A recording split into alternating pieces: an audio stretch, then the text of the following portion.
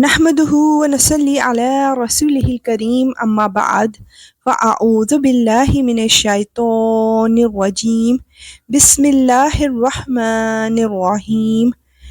رب اشرح لي صدري ويسر لي أمري واحلل عقدة من لساني يفقهوا قولي السلام علیکم ورحمۃ اللہ وبرکاتہ۔ تو آئیے دیکھتے ہیں کہ آج اللہ سبحانہ و تعالیٰ ہمیں اپنی آیات کے ذریعے کیا ہدایات دے رہے ہیں۔ سورہ کہف کی آیت 37 to 41 میں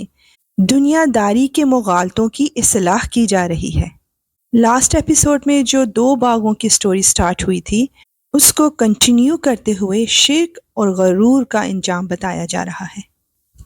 اس کے ساتھی نے اس سے بات کرتے ہوئے کہا، کیا تم اس ذات کے ساتھ کفر کا معاملہ کر رہے ہو جس نے تمہیں مٹی سے اور پھر نطفے سے پیدا کیا، پھر تمہیں ایک بھلا چنگا انسان بنا دیا؟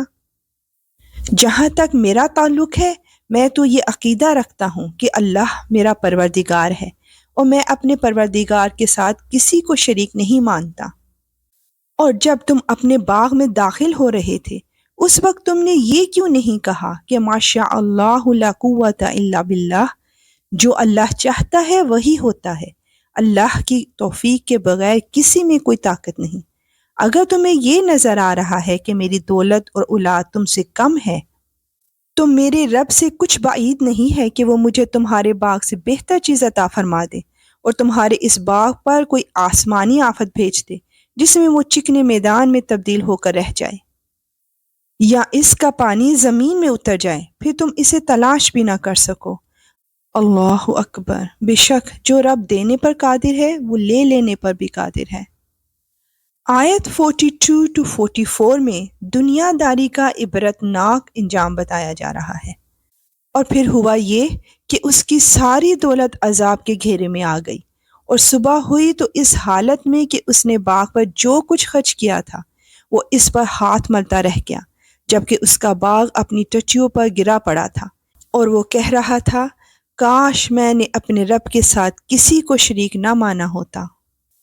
اور اسے کوئی ایسا جتھا میسر نہ آیا جو اللہ کو چھوڑ کر اس کی مدد کرتا، اور نہ وہ خود اس قابل تھا کہ اپنا دفاع کر سکے۔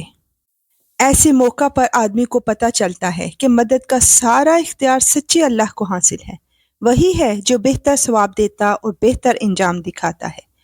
بے شک یا رب العالمین۔ آیت 45 to 46 میں دنیا کی زندگی کی حقیقت بیان کی جا رہی ہے، اور ان لوگوں سے دنیاوی زندگی کی یہ مثال بھی بیان کر دو کہ وہ ایسی ہے جیسے ہم نے آسمان سے پانی برسایا تو اس سے زمین کا سبزہ خوب گھنا ہو گیا، پھر وہ ایسا ریزہ ریزہ ہوا کہ اسے ہوائیں اڑا لے جاتی ہیں، اور اللہ ہر چیز پر مکمل قدرت رکھتا ہے۔ مال اور اولاد دنیاوی زندگی کی زینت ہیں، اور جو نیکیاں پائیدار رہنے والی ہیں وہ تمہارے رب کے نزدیک ثواب کے اعتبار سے بھی بہتر ہیں اور امید وابستہ کرنے کے لیے بھی بہتر، بے شک یا رب العالمین تو قادر مطلق ہے۔ آیت 47 to 49 میں قیامت کے مناظر بیان کیے جا رہے ہیں، اور اس دن کا دھیان رکھو جس دن ہم پہاڑوں کو چلائیں گے اور تم زمین کو دیکھو گے کہ وہ کھلی پڑی ہے، اور ہم ان سب کو گھیر کر اکٹھا کر دیں گے اور ان میں سے کسی ایک کو بھی نہیں چھوڑیں گے، اور سب کو تمہارے رب کے سامنے صف باندھ کر پیش کیا جائے گا، آخر تم ہمارے پاس اسی طرح آ گئے جس طرح ہم نے تمہیں پہلی بار پیدا کیا تھا۔ اس کے برعکس تمہارا دعویٰ یہ تھا کہ ہم تمہارے لیے یہ مقرر وقت کبھی نہیں لائیں گے، اور اعمال کی کتاب سامنے رکھ دی جائے گی، چنانچہ تم مجرموں کو دیکھو گے کہ وہ اس کے مندرجات سے خوف زدہ ہیں اور کہہ رہے ہیں کہ ہائے ہماری بربادی، یہ کیسی کتاب ہے جس نے ہمارا کوئی چھوٹا بڑا عمل ایسا نہیں چھوڑا جس کا پورا احاطہ نہ کر لیا ہو، اور وہ اپنا سارا کیا دھرا اپنے سامنے موجود پائیں گے، اور تمہارا پروردگار کسی پر کوئی ظلم نہیں کرے گا، بے شک یا رب العالمین تو بہت رحیم ہے، کریم ہے۔ یا اللہ تو ہمارے پردے رکھ لینا اس دنیا میں بھی اور آخرت میں بھی، آمین۔ انشاءاللہ ملیں گے نیکسٹ آیات کے ساتھ، اب اجازت، وآخر دعوانا ان الحمد للہ رب العالمین۔ سبحانك اللهم وبحمدك أشهد أن لا إله إلا أنت أستغفرك وأتوب إليك. السلام علیکم ورحمۃ اللہ وبرکاتہ.